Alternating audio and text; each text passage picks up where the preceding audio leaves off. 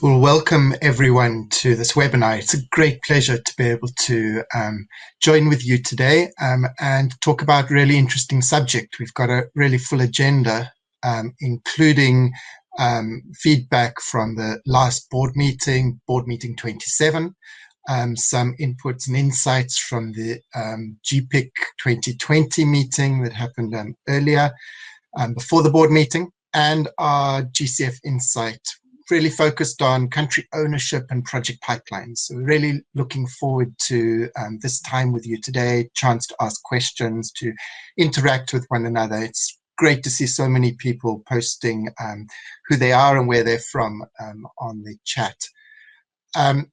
Just a brief introduction. My name is Grant. I'm the director of the company ECO. I founded it now around just over 20 years ago. My work focuses obviously on climate change and project design. And as a company, we are uniquely focused in that area of doing project design for climate finance throughout the world. Please do carry on introducing yourself if you haven't already in the chat. Really welcome that interaction between ourselves and you and between participants. I'll just briefly introduce the agenda now. So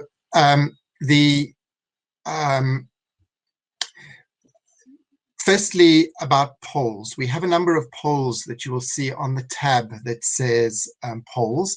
We've already got one poll up there, and during the course of the webinar, we'll add additional polls, maybe remove these ones. Just go in there and put in your vote. It's very informative for us, informative for colleagues.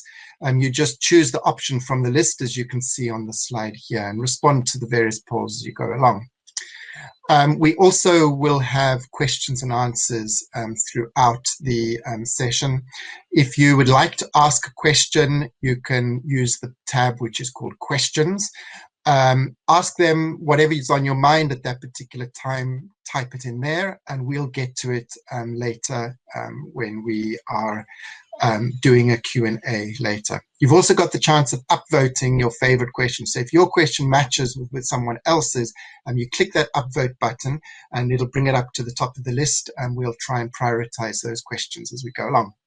Right, so we've got three people speaking today. Firstly, our senior consultant, Dr. Silvia Emili, and she'll be discussing the findings based on our most recent GCF Insight report, which is focused on how GCF project pipelines are developed and prioritized at the country level.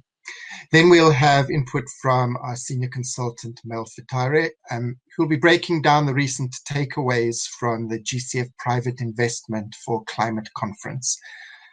And then our analyst, Sadie DeCoste, will be discussing the 27th GCF board meeting and some of the important issues that we have seen from that board meeting that focus on proposal development, focused on that area. So we try and highlight what we see as notable features of that last board meeting. Finally, we'll have regular Q&A, question and answers. Ask all your questions, make your comments, and we'll very much welcome those. We'll be sending out a replay kit after the webinar. We'll send it to all participants. This will include video recording and the slides, so you'll have it all there for yours to keep. But sign up also to our latest thinking list to receive ongoing resources like that. Right, I've said it already once before, but ask your questions as we go along in the Q&A box, the questions box. We'll answer them at the end. So let's get going. Firstly, the first presentation will be made by senior consultant Silvia Emili. It will focus on our findings based on the 16th GCF Insight report on project pipelines. Silvia is a senior consultant with 8 years of experience in the sector. She's worked in several African countries. At ECO, She's worked on developing many GCF project proposals and concept notes, and involved in building capacity of local stakeholders to access climate finance. So over to you, Silvia. Thank you very much, Grant. This edition of the GCF Insight explores how Green Climate Fund project pipelines are developed and prioritized. The 16th edition of the report investigates different approaches that have been adopted by project developers, NDAs, GCF readiness partners, and accredited entities to build nationally owned project pipelines. The report is based on a mix of primary data collection and literature review. We conducted a survey which involved 49 respondents and then a handful of follow-up interviews. The report also discusses COVID-19 pandemic implications and how the pandemic is continuing to disrupt consultations and fieldwork, as well as the development of project pipelines. So the report concludes with a discussion on COVID-19 implications for project pipeline development and the measures that are needed.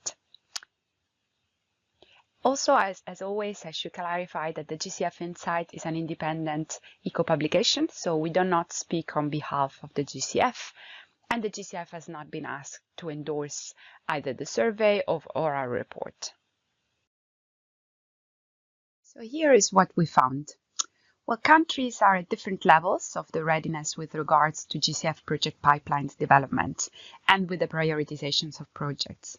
In fact, stakeholders have used a wide range of tailored approaches which are designed to ensure country ownership, strong stakeholder engagement, and that match GCF investment criteria, while at the same time responding to beneficiaries' needs.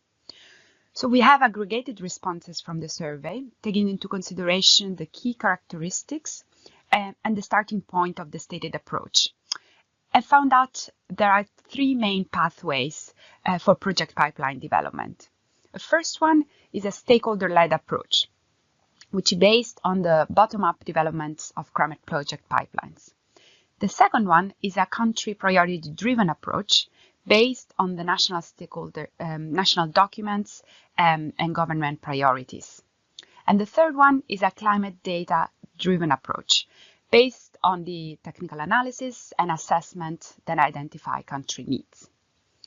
We also asked respondents what were the key strengths and challenges of their chosen approach, and found out that most of them, 88% of them, consider the alignment with country priorities and the engagement of stakeholders to be key necessary features. On the other hand, we found out that poor institutional capacity was one of the key challenges mentioned by several respondents, together with the low participation of the private sector. So let's have a look now at what these approaches look like. The stakeholder-led approach really focuses on the bottom-up development of project pipelines and includes strong stakeholder engagement as a key strategy to identify GCF and other climate finance projects. Respondents indicate the use of workshops and consultations to identify sectoral needs and potential project ideas. And those surveyed also stated that one of the key strengths of this approach is linked to the promotion of country ownership and the inclusion of beneficiary and their needs, as well as the private sector. While some of the challenges linked to this approach are related to the need to build institutional capacity, while another challenge identified by respondents is that different stakeholders may have priorities that do not necessarily align with national priorities. So there's a risk that projects that are developed with using a bottom-up approach don't really match country priorities. The report also features a case study that illustrates how stakeholder-led approach can successfully drive national ownership of projects and also ensure private sector buy-in.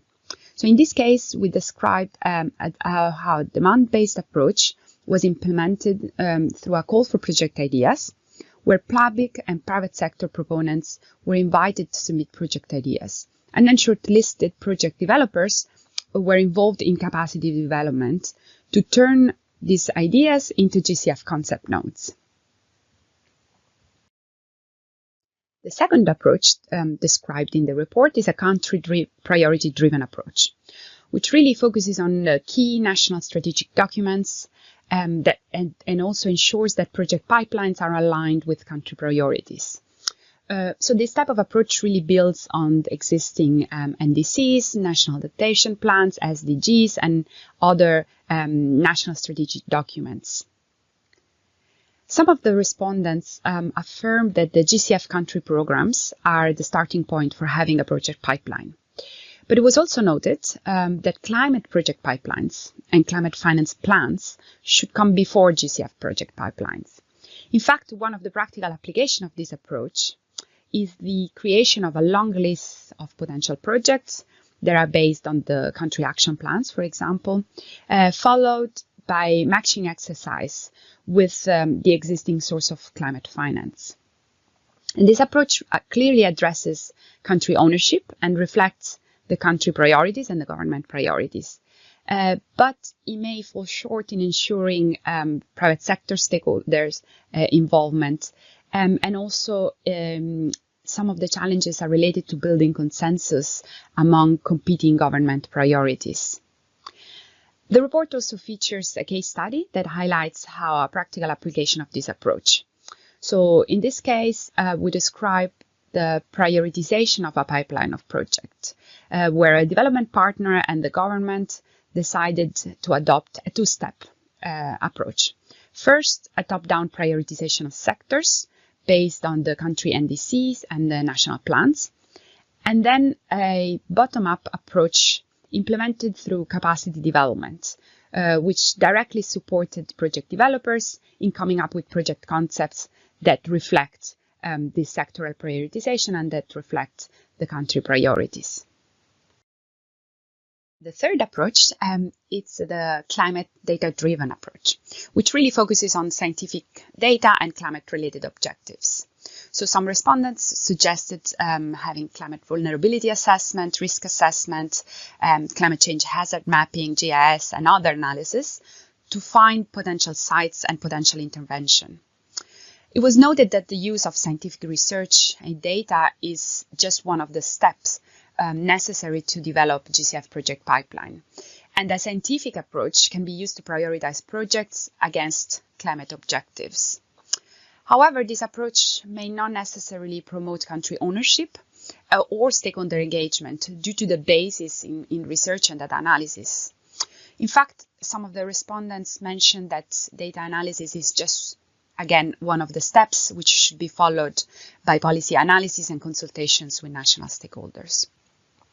In this case, we also feature a case study with some insights on how technical services have been used to flexibly support countries in developing their country programs. With regards to COVID-19 implications on pipeline development, respondents noted that the biggest challenge relates to stakeholder engagement processes. So obviously, there's been a shift to virtual stakeholder engagement and also limitation with regards to field work and data collection processes, which has slowed down considerably most of the activities, but also in some cases that brought opportunities for creatively adapting to consultation processes, which have been described to be more focused and more targeted. Stakeholders also noted that national priorities have shifted since the beginning of the pandemic to reflect really the change in priorities to address the global public health emergency. So what have we learned in terms of best practices? Well, regardless of the selected approach, the two biggest challenges encountered by stakeholders were poor institutional capacity and the lack of private sector engagement. So ensuring that stakeholders can develop their own projects, thus promoting country ownerships and stakeholder engagement, has really been highlighted possibly the most significant key characteristic of a successful approach. However, some challenges faced by demand-led approaches, for example, involving calls for project proposals, require public and private sector awareness of climate finance, as well as a good understanding on how to access funding, and a strong capacity of the accredited entities, the NDA, to engage with the private sectors and other stakeholders. On the other hand, whilst climate data-driven approaches may match GCF and other climate fund priorities, they often not achieve national buy-in. So this approach works well where capacity building and technical assistance have been provided to climate focal points, according to their stage of preparation of project pipelines. Other best practices mentioned were the learning from ongoing initiatives and regional initiatives, as well as a good understanding of funding priorities and then matching projects with funds priorities. So in conclusions, country representatives, accredited entities, readiness partners, and etc. Should formulate an approach towards project pipeline identification and prioritization that is not just firmly rooted in science, but also highly reflects the specific local context and takes climate fund priorities into careful consideration. So in this case, blending different approaches may be the most appropriate way to ensure that pipeline have all these characteristics and demonstrate the buy-in of national stakeholders, including the private sector. There's a lot of more that I could say, but I'll stop here. As a reminder, you can go on our website and download this report, and I look forward to hearing your thoughts and your comments. Thank you. Fantastic. Thank you very much, Silvia. Much appreciated. This for us as a company is just such an important factor, partly because we often see requests for proposals that are structured around approaches that are perhaps less than helpful in terms of building that strong country ownership that is there.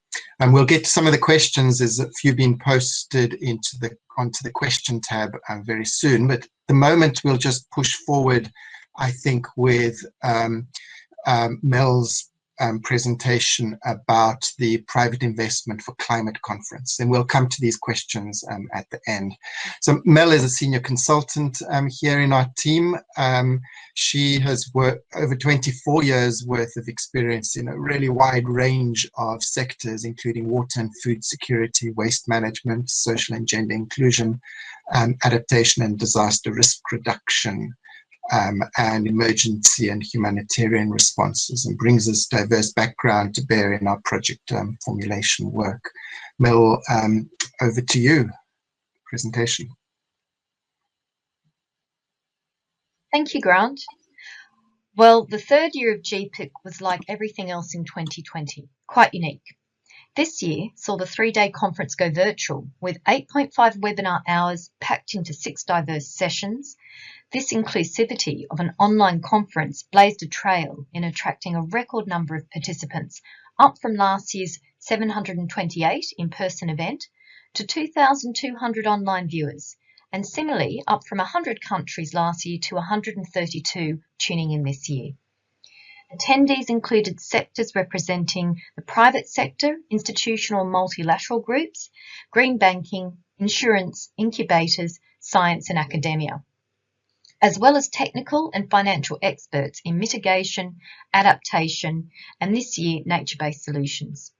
Unsurprisingly, the conference stressed the private sector's critical role in resourcing developing countries to implement green economic stimulus measures in response to the compounding challenge of COVID-19 on top of climate change. The pandemic and its impacts have been described by Christian Desaglie, HSBC's Head of Sustainable Finance and Investments, as a wake-up call by private investors looking to take action on behalf of their clients to invest in resilience measures with the aim of creating safe and sustainable economies. Before the panel sessions commenced, the conference opened by acknowledging that emissions need to be cut by 45% in the next decade if we are to meet the Paris Agreement goals. We heard from Yannick Glenmarek, GCF Executive Director, on what this means at this particular point in time. In his words, climate change will rewrite business rules, either because we would have succeeded in transitioning to low-carbon climate-resilient development pathways dominated by new technology systems and economic opportunities, or because we would have failed and will be firefighting unprecedented threats to human security. Well, there are a number of critical questions posed on each of the panels, centering around the key themes of risk, resilience, and public-private partnerships. More familiar questions of how to bridge short and long-term financing needs, how to innovate with blended financial mechanisms, how to mobilise and accelerate private sector finance for bankable projects in developing economies, and how to present and develop investment stories that sell. And of course, the ever-present and relevant question of de-risking. But there are also a set of new questions that we didn't hear last year, and these centred around the use of stimulus tools and development funding, the valuation of nature-based solutions as a new asset class, and expected returns on this new investment. Gavin Templeton, who's head of sustainable finance, the Green Investment Group, which is part of Macquarie Group, commented on how they are trying to add value by thinking about what it would take to introduce private capital into infrastructure whose sole purpose is to adapt to climate change, especially in emerging markets. He further shared that the GCF is a key partner in strengthening the synergies of public-private partnerships that empower developing countries to take increasingly ambitious climate action. To the key takeaways, I'll go through these rather quickly. From the first panel on mobilising leadership, we heard from Her Excellency Amina J. Mohammed, Deputy Secretary-General of the UN, who provided us with 4 priorities, starting with investments that contribute to a low-carbon, climate-resilient recovery. This seems fairly obvious to many of us, but it's worth revisiting in today's context where per kilowatt hour solar is now cheaper than coal in most countries, and renewable energy generates 3 times as many jobs. Investments should focus on areas such as green buildings, low-carbon public transport and electric vehicles, climate-smart water and wastewater management and infrastructure. Secondly, governments' long-term visions need to be aligned with their COVID recovery plans and national climate commitments. Examples of this leadership from major market movers include China, aiming to become carbon neutral before 2060, and the European Union's commitment to be the first climate-neutral continent by 2050. Thirdly, leadership needed by private and public financial actors embedding climate risk in all decisions. We have seen this recently from the New Zealand government, who have a policy effect in 2023, which requires all banks, asset managers and insurance companies with more than 1 billion New Zealand in assets to disclose their climate risks in line with the emerging global standard from the Task Force on Climate-Related Financial Disclosures. Mark Carney suggests that decarbonisation is the greatest commercial opportunity of our time, and first movers will be rewarded. Lastly, in terms of leadership, in financing, adaptation and resilience, there is a need to protect people and productive assets. Moving on to the second panel, Time to Commit. This provided insights on institutional needs of seeing climate assets mainstreamed for investment as opposed to banks wanting more of a portfolio approach. However, both parties agree that alignment with emission pathways and Paris offer attractive investment options, which compared to, say, 5 years ago, are now available in many countries, such as private solar in Afghanistan or Samoa. Looking at the third panel, which was transition momentum, discussion here focused on the need for cheaper and more reliable power purchase agreements, joint ventures and accelerators, such as the GCF providing patent capital for project developers. The cross-party government-funded UK offshore wind project, which has seen energy prices drop by 50%, was highlighted as a transferable example to developing economies, while there was also recognition that the Sahara was likely to be a green hydrogen superhub and future energy exporter to the globe. And noted as part of a just transition is, among many things, the reskilling of energy-intensive workers and provision of microfinance for solar home systems. Nature-based investments are able to contribute 30% of the Paris goals, yet suffer from a $700 billion funding gap. New thinking in asset development and valuation is challenging the perception of risk. Leading examples from the panel included Mirova Alpha-Lea Climate Fund's blue asset classes, which focused on blue economy and returns from the oceans, such as sustainable fish stocks. Agri3 Fund, working with microfinance institutes in food transition. And finally, HSBC Pollination Joint Venture, which is focused on crops, water and irrigation. The carbon pricing panel discussed the pros and cons, with all agreeing the value add. Governments raised more than USD 45 billion from carbon pricing in 2019 from the existing 61 mechanisms. The market is fragmented into the compliance market, where we see Korea, Colombia, EUTS and Corsia, for example. These are large-scale and complex by design and look for the cheapest abatement cost. This is compared to the voluntary-based platforms, which are less complex but lack scalability. These are for companies or individuals wanting to voluntarily act on climate. They could be set at a higher price per tonne, but people are willing to pay for these, as there's often a story behind the tonne abated, with additionality, which is often seen in blue carbon, nature-based solutions and cook stoves, for example. An emerging third market is that of the pre-compliance. These are large companies who don't have to buy carbon, but are anticipating that they will in the future. The panel mentioned the interesting emerging private sector and sovereign deals, such as the Swiss-Peru bilateral agreement within Article 6 of the Paris Agreement. GCF's role here can be in providing technical assistance and capacity building for carbon pricing in developing countries. Last, but by no means less engaging, was the Tech Breakthrough panel, where techpreneurship was discussed as the key to our climate change problems and solutions to secure SDG 7. Here we heard all about the landscape of investment interests in deep tech across mitigation and adaptation. This includes areas of 5G, artificial intelligence, Internet of Things, blockchain, catastrophe mapping, geospatial imaging, supply chain analytics, water irrigation, and other scalable technology.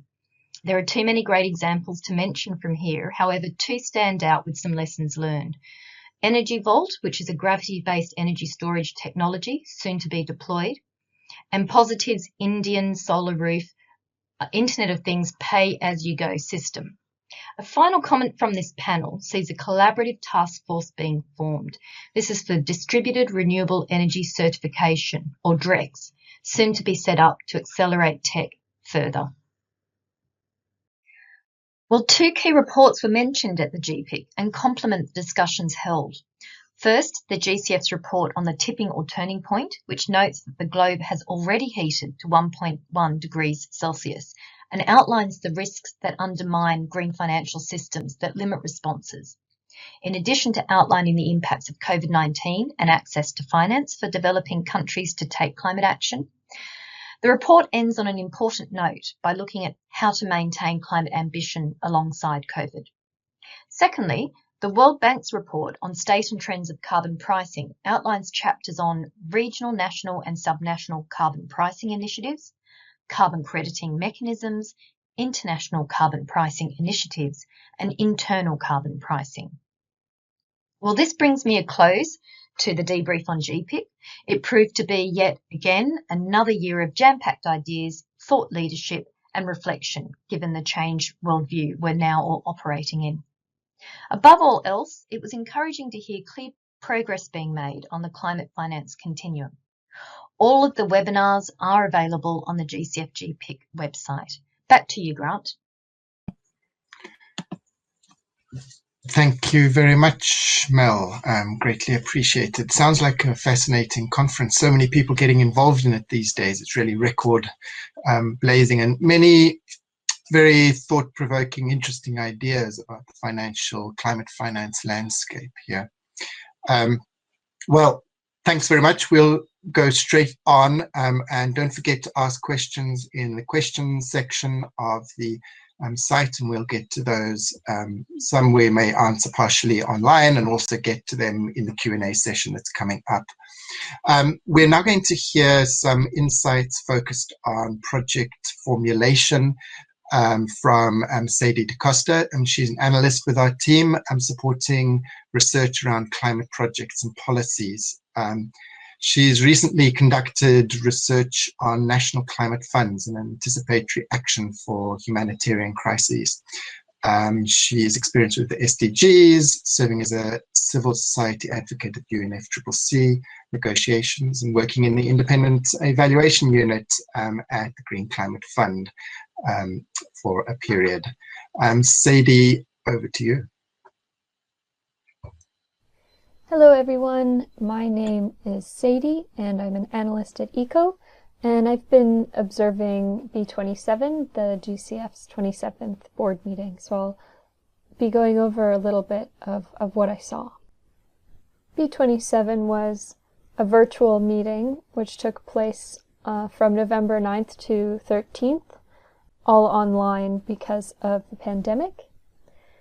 I'll be going over the status of the GCF portfolio, the projects approved and some of the entities that were accredited. I'll be discussing the updated strategic plan. I'll quickly touch on some other policies and reports, and then I'll talk about the next steps. So as you can see, looking at the GCF portfolio, it has grown steadily in time. As of September 2020, the portfolio was at $6.2 billion of funding for projects, and the Secretariat estimates that by 2021 they will have approved between $8 and $8.5 billion of funding.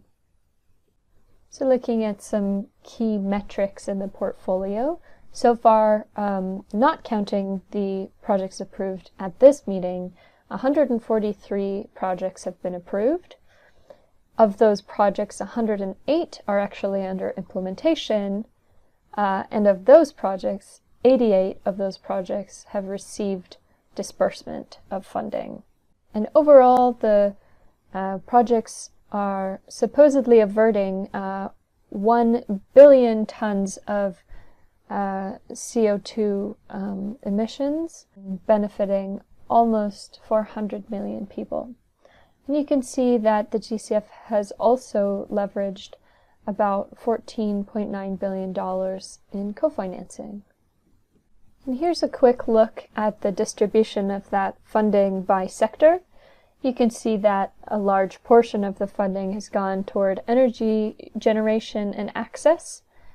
And although a large portion of that will have been private sector money, mostly for renewable energy projects. And then you can also see a substantial portion in the other sectors as well.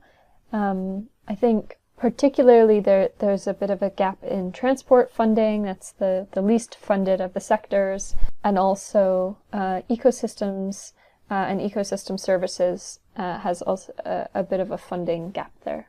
You can also see that the portfolio is leaning slightly toward having more mitigation funding than adaptation funding, which is something that they're looking to balance out. And here we look at the modalities for accessing the fund.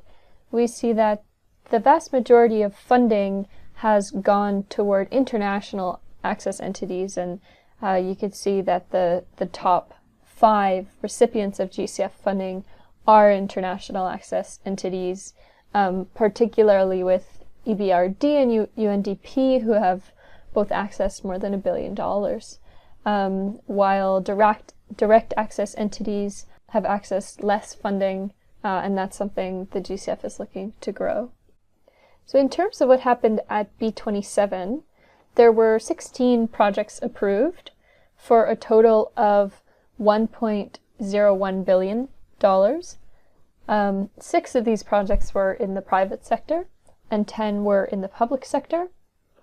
6 were in Latin America, 4 were in Africa, 3 were in Asia, 1 was in Pacific Island nations, and 2 were global in scope. 3 of these projects were through the simplified approval process, and 13 of them were through full proposals. Just to note that the full proposals 151 and 152 are both supporting the same global subnational climate fund, and so they were also both approved at this meeting. So here you can see the first half of the full list of projects that were approved. You can see that there's a mix of mitigation, adaptation, and cross-cutting projects. There's a couple here that are multi-country, notably FP147, which is a climate information services project in the Pacific Islands, and the Energy Access Relief Facility, which is in multiple countries in Africa. And here's the second half of that list.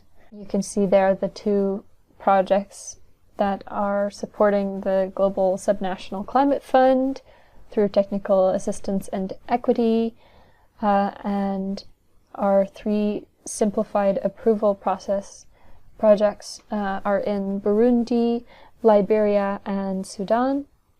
In terms of accreditation, there were 4 entities that were accredited at this meeting, from Indonesia, Nepal, Kenya, and then a more international one. So 3 direct access entities and 1 international access entity. And 3 of them are private and 1 is public. And so the first 2 are micro-sized and the other 2 are medium-sized. This board meeting also saw the adoption of the GCF's updated strategic plan for 2020 to 2023. This is a big guiding document for the GCF and really defining what they're going to do next. The document itself was only available from day 2 at the board meeting, and some board members expressed discontent at that. I think part of it is the challenge of meeting in a virtual setting. But essentially, board members held an extensive consultation and discussion process to come together on the document that they did, starting, kind of with this specific dedicated board meeting that was held in Liberia to discuss the strategic plan. I think many board members acknowledged that this document was a bit of a compromise, as some people felt it had been watered down and others felt maybe it didn't fully reflect their views, but ultimately they agreed that it was important to move forward and adopt the plan. Just going to go over some of the objectives of the strategic plan. So they are to have greater impact in mitigation and adaptation, to balance the funding between mitigation and adaptation with minimum adaptation allocation floors. So essentially trying to meet or improve their performance based on the previous period before the first replenishment. To scale up funding to entities as aligned with their national climate plans and their commitments to the Paris Agreement. Increasing the proportion of funding that goes to direct access entities, increasing the mobilization of private sector finance, ensuring that the GCF has a balanced risk appetite where it's able to take risks that other funds might not be able to, while doing so in an informed way, and ultimately improving the speed, efficiency, effectiveness, and transparency of the fund. These strategic objectives come with a set of strategic priorities, including strengthening country ownership of programming, ensuring that the portfolio is really paradigm shifting, catalyzing private sector finance at scale and improving access to resources from the funds. There's lots of smaller actions that are part of these strategic priorities, but overall the idea is to make the fund more accessible, more transformational, and more aligned with country ownership. And in terms of operational and institutional priorities, they also want to work on optimizing their operations as a fund, building their capacity as an institution, and then aligning the resources that they do have in the most effective way to achieve results.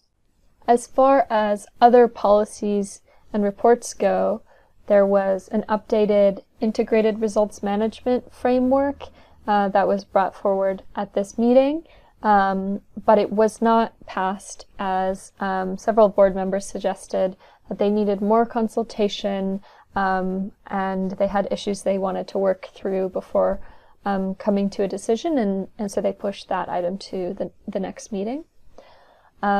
Similarly, the GCF report to the UNFCCC COP was not passed as different members had issues and revisions, and I think they'll also look at that for future meetings. But the meeting did approve the budget and work plans for the Secretariat and the independent units in 2021, so they'll keep on working. In terms of next steps, the developing country constituency was able to elect one co-chair, but the developed country constituency wasn't ready to make that decision. Similarly, there was no decision made on when the future board meetings will be, and that's because of the COVID situation. But the decision document suggested that we might see meetings in March, June, and October, so just keep your eyes peeled for that. And they will decide on the developed country co-chair and the board meeting dates between meetings.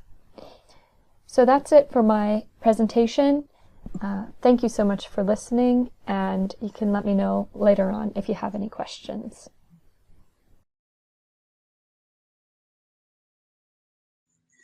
Fantastic. Thank you very much, Silvia. Some very interesting topics discussed and emerging trends that we see there, particularly in the strategic plan. That focus on strengthened country ownership is part of what we have tried to investigate and explore within the GCF Insight number 16 on project pipelines, prioritizations. How do countries go about doing this?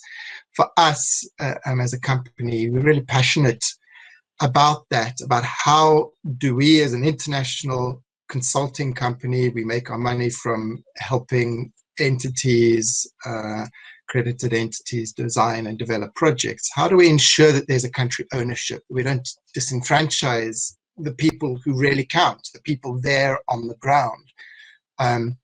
And so some of our experience that we expressed within this issue of GCF Insights reflects that wish to put the stakeholders that count, the people on the ground at the forefront of the climate finance. That's our strong passion. We've got a few questions so far that have come in, and we will do our best to answer them. I expect you have more questions to ask, but have been listening very carefully to the presentation. So now's your chance to put your question forward. Please don't feel shy about that. Please go ahead and type in your question no matter what you think it is. If it were the case that there are questions that we can't address, we will certainly, in the time available, we'll certainly answer them by email and in the replay kit. You will get the full slides, the PowerPoint slides, recording of the webinar, and answers to all the questions by email after this event. And we're also running this webinar again. We're going to do it in the afternoon for people on other time zones. The big benefit we hope for that is that we'll get more opportunity for people to contribute, to ask questions, and we'll get answers from each webinar distributed to everyone. Let's see. In terms of questions, I mean, Andreas Rumen, thank you very much for those comments. You noted there around stakeholder-led approach sounding good, and that recent reports have shown that the GCF still hasn't implemented a stakeholder policy. Yeah, indeed, there isn't one yet. As we've seen from Sadie's presentation, some of these decisions are ones that take a long time within the board. So you're noting that without this policy, how likely is it that such an approach will be successful? Sylvia, would you like to give a few thoughts on that? And perhaps I can, and other members of the team feel free to chip in on that. Yes, sure. Thanks, Grant. Well, thank you very much, Andres, for this question. I think this is also linked to the other question that you were asking regarding country ownership.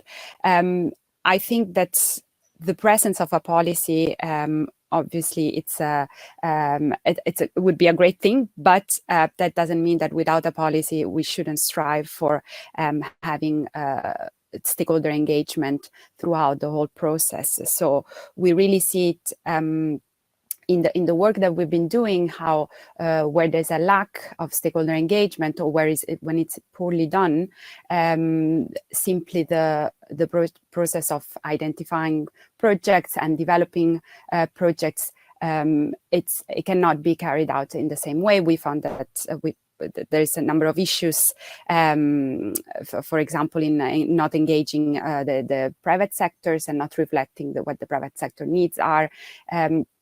So I think that what we tried to identify with this GCF Insight report was the different approaches. But then, as you've seen, the conclusion is that there is not one recipe for success.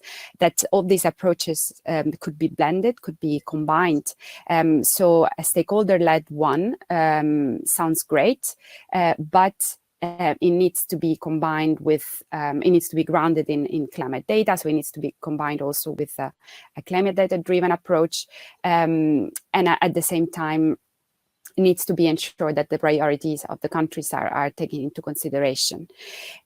So also mentioning the other questions that Andreas had around how do we ensure... Just to stick on that one for the moment, sorry. Sylvia, just to mention that it's interesting, you know, our GCF Insight found these 3 different areas, really by sort of categorizing the responses that we got and by speaking to people in terms of approaches. But for us, you know, just from our own experience, there's this challenge of being asked to develop pipelines or country portfolios where it's sort of done in a vacuum by international consultants, or perhaps with a few government stakeholders and such like. And we've experienced, in contrast to this huge success, when country readiness partners are taking an approach which is more driven around, well, you have the climate finance. That's this diagram that you showed at the end there, Sylvia, that diagram of you start with the climate science. Where are the needs? What are the opportunities here from a science point of view about climate change, mitigation, and resilience? Then you look at country priorities. Well, what is this area of prioritization from a country policy perspective? This is at national and regional, you know, local, municipal, shall we say, level as well, as a sort of second step. And then where the magic starts to happen is through using those 2 as a basis through, in our experience, something like a request for proposals locally for just ideas and concepts, so that it becomes something which is driven by local country ownership and by local country organizations who say, we will take forward this project. And that third step is, we've seen it quite magically done, notably by 3GI in Indonesia work that we were doing. Something that we feel really passionate about. Maybe I'm going on a little bit too long about this, but we hope to arrange a round table, different from this sort of webinar, to talk about that with a number of organizations around building that type of project in the new year, February or March time, and we'll let everyone in the webinar know about that. It'd be great if you could have some participation. Sorry, Silvia, I interrupted you. Do you want to continue with the response you were making to Andreas's second comment there? Yes, thank you, Grant. No problem. Thanks. Yes, and I mean, I guess that the answer to the second comment is somehow linked to that. So when we're wondering about the country-driven approach, how do we ensure that is a true country ownership, and so that the countries take a leadership in the process of identifying ideas?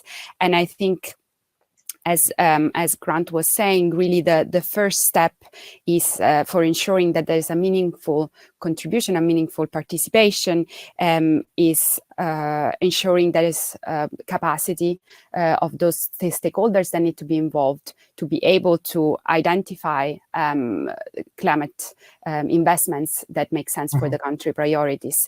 So in our processes, usually we combine the capacity building element with obviously some of the climate data driven approaches. So where basically the local stakeholders are empowered themselves with the necessary knowledge and understanding of what needs to happen for developing the climate project pipeline. Great, thank you very much. Right. Taking another question, shall we move on to Sadie? Yuri has asked a couple of questions.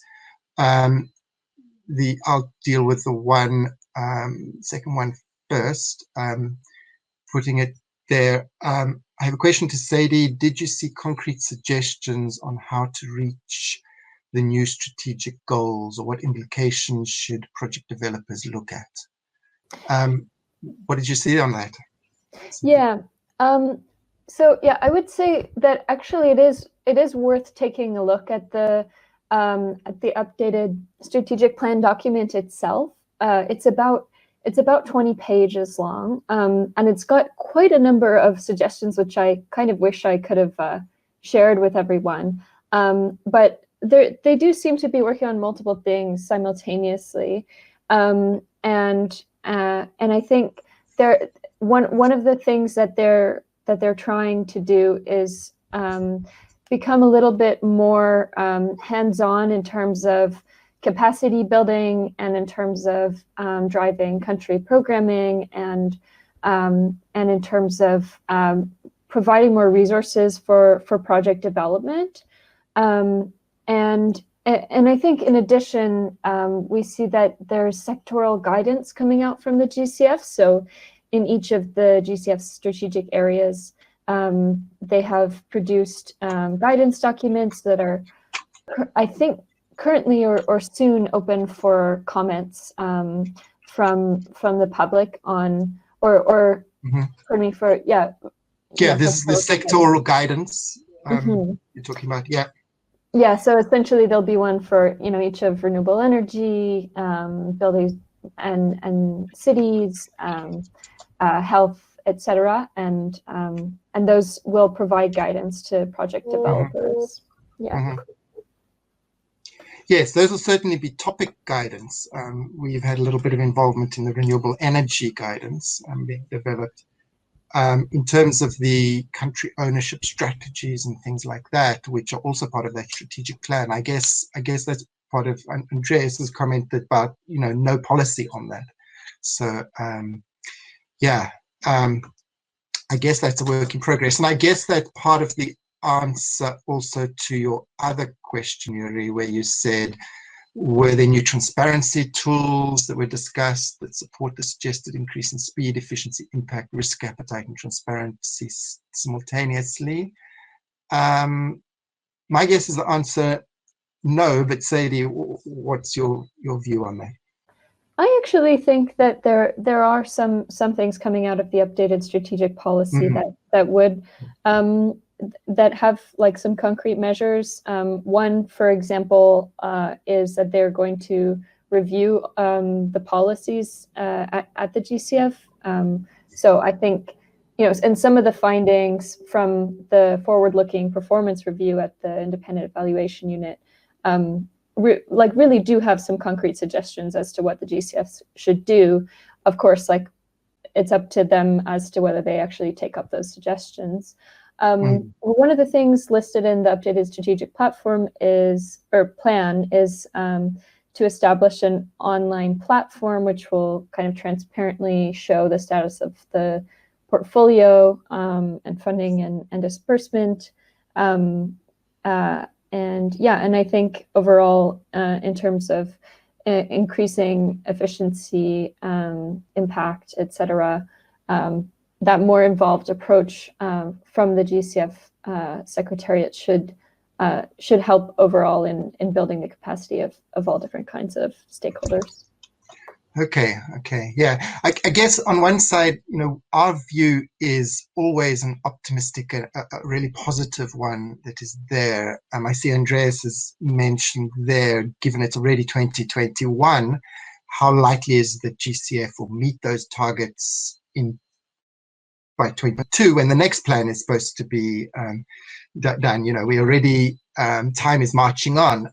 I guess, from a company perspective, our observation of GCF is always that there is a could do better aspect to it, but at the same time, this is an amazing ship that is being driven forward to address things in quite a new and unique way, and the progress is being made, but more progress is very, very, very, very welcome, right? I guess you'd see that in the same way, Sadie, or have some extra perspective on it? Yeah, right. I mean, I think there's kind of two perspectives, right? And I think this goes with what you said, Grant.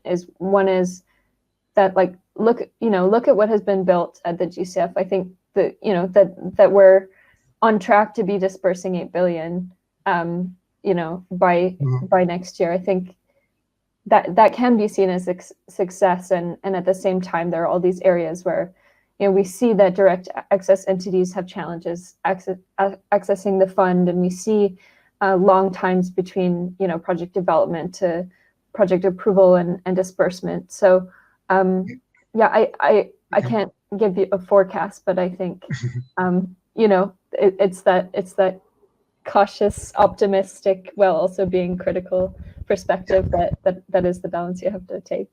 Okay, fantastic. Thank you very much, Sadie. We're going to finish in about 2 minutes from now.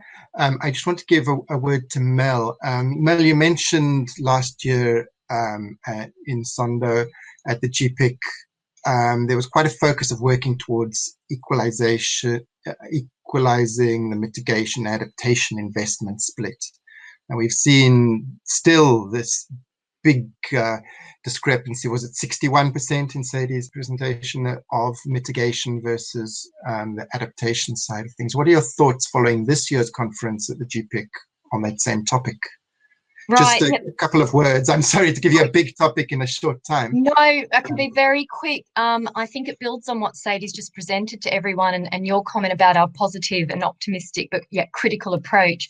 I mean, this same time last year when GPIC went, I think the figures were something more like 31 or 32% versus the 68%. So we're seeing a shift happening in that period of 12 months, which is a positive shift and in the right direction that both GCF and many other stakeholders would like to see. So I think as an overall comment, we are seeing that trend moving forward, and obviously what we'd like to hear more about is in what other areas can GCF support this, and we posed a question in the polls about that. So we're moving in the right direction. Excellent. Thank you so much, Sadie. Much appreciated. We're now going to have some questions and answers. We haven't had very many questions, but we have one. And if my colleagues can come onto the stage, it will be really great to deal with these.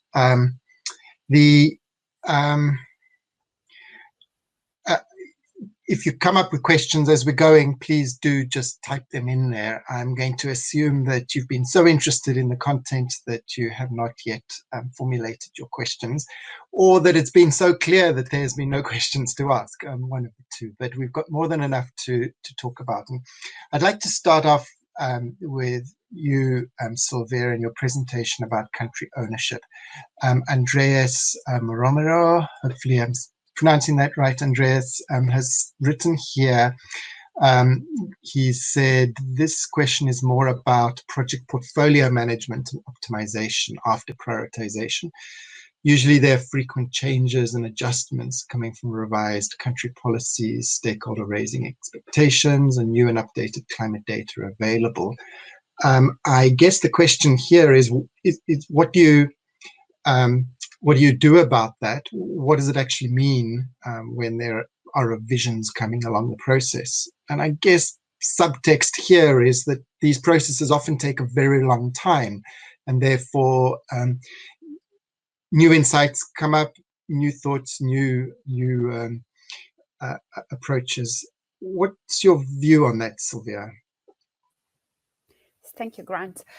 Yes, it's exactly as you said. I think we need to take into consideration that these processes take long time, and often prioritization can be done looking at 5 years in the future, 10 years in the future. But this process is then that we need to be revised as new data emerge, as countries' priorities change as well. And this, we've seen it particularly in light of COVID situation. So we've seen that obviously some countries are already shifting budget allocation and changing their priorities and regarding on what to prioritize for their country pipelines.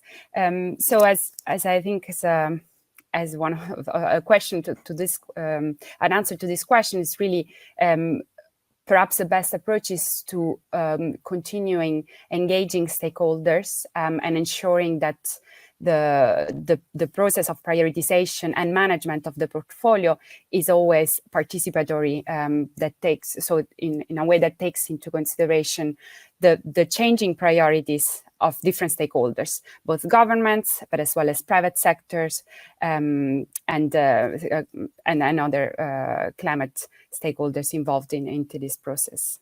Mm-hmm. Yeah, absolutely. Priorities are changing, aren't they? And like COVID pandemic rearranges everything potentially there. So priorities do change. At the same time, GCF proposal development, the fastest one we've ever worked on, I think beginning to end, was about 4 or 5 months, which is really an exception to the rule. Often they're taking much longer. So when you actually get down to delivering projects, this is a long-term factor. So these two elements do at some stage, in a way, clash with one another. Mm-hmm. But, you know, that process that we have of that you sketched in your presentation around, you know, in a way, starting with the climate data, moving on to saying, okay, what are the countries' priorities say about this? And then moving to that stakeholder engagement and the stakeholder-led part of the process is very, I mean, perhaps it's a subtle sort of difference, but the key thing here is we as international consultants are often asked to develop pipelines which don't really have that ownership. No, everyone's interested in the project, but no one is really got skin in the game and taking it forward. I've seen this in countries all around the world. And what often happens is that a concept note or something like that is developed and then put on the shelf. It just sits there because there's no one who's really taking that ownership. And I think the added value of the GCF Insight was showing that the stakeholder engagement aspect of it where stakeholders are actually driven to or encouraged to put forward projects that they themselves have real strong interest in, some sort of call for proposals or something like that, along with coaching, can really turn that around so that it's really driven from the grassroots, but still building on the climate data and the country priorities. You've got to bring those three elements together or you don't have anything. Sorry, I'm sort of on my soapbox here.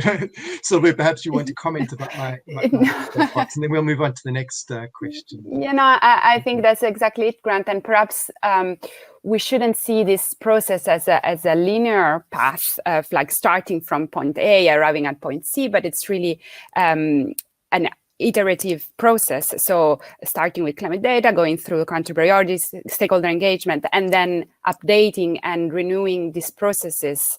I think as the time progresses. So ensuring that there is, as you were saying, ownership, but as well as that there is an engagement throughout this whole process. Yeah. So thank you. I think we can go to the next questions. Yes. This next question is from a young Yo. My sincere apologies if I'm not pronouncing it your name correctly. You're saying the regular submission cycle of GCF readiness proposal be the same as before. My understanding is yes, they will be. There's nothing being changed there. If you want to speak up, any colleagues to correct me, please go ahead. But my understanding is that nothing is specifically changed with this. Can I just jump in here, Grant? Yeah, please do, Sadie. Yeah, I would say that as of now you can consider it the same, but there was a little bit of discussion in the updated strategic plan about the readiness program, and they were talking about how they're seeking to make the readiness program a little bit more predictable. So in order to make it easier to access and kind of reduce the transaction costs. And so they're going to generally be encouraging multi-year readiness proposals and providing a little bit more support onto developing applications.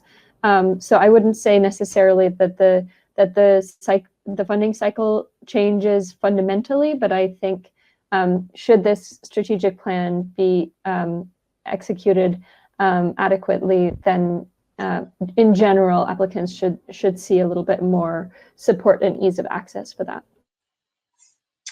Okay, thank you, Sadie. Very useful clarification there.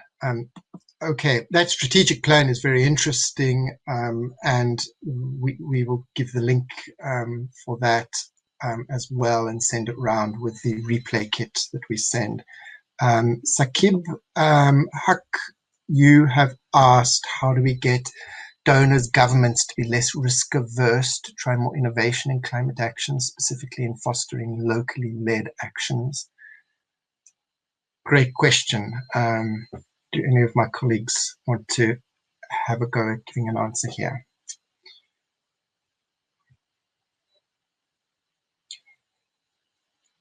Sure. If you don't mind, I can try. I think one interesting thing that we have seen in a couple of cases in the GCF is them approving proposals that have to do with essentially establishing smaller funds, and often these funds could be administered by national governments. So. For example, I think it is in Namibia, correct me if I'm wrong, where they've accessed, they've set up a fund that that is funded by the GCF but can be accessed by local stakeholders. And so I think that kind of devolving funding to kind of more country-owned institutions that can encourage local stakeholders to come forward is one way. And I think once we see those programs be successful, or we get the lessons learned from those, then maybe there'll be a bigger appetite to try and do that. But that's my 2 cents. Maybe others have thoughts. Yeah, thanks, Sadie.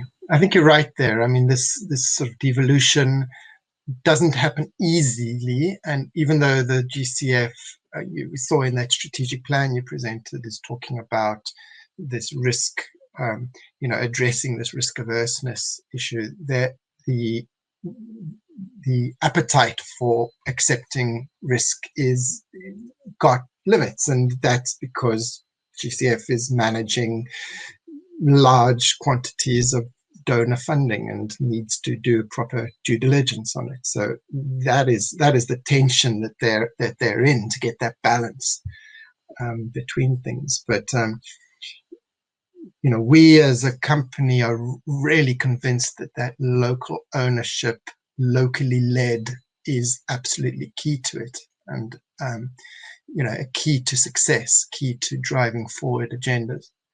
I wondered when you gave your presentation, Sadie, around this funding that we see, EBRD, UNDP with very large portfolios. And on one hand, I suppose there is it makes sense. If you're working in countries all around the world, you're much more likely to have a big portfolio than if you're a country accredited entity where you may have 3 or 4, one project which is already very substantial for you as an organization. So I guess at a country by country basis, that's there. But what I wonder around, I've got my own questions and I'm asking around this sort of balance and how to get that done better. Very interesting question, Sakib. Thank you very much for that. All right, we have one other question here and another one sent separately. I just wanted to ask Mel. Mel, you participated in the GPIC last year in Korea. It took place in Korea.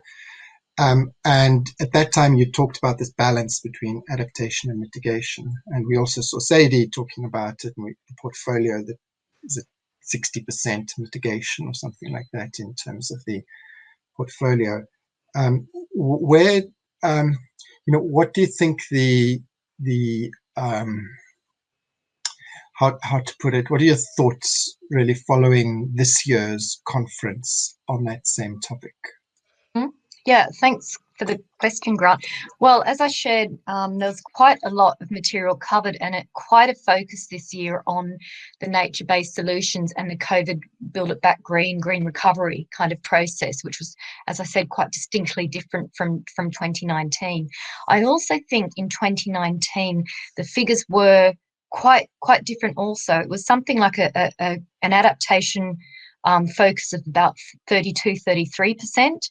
And mitigation was therefore 68%.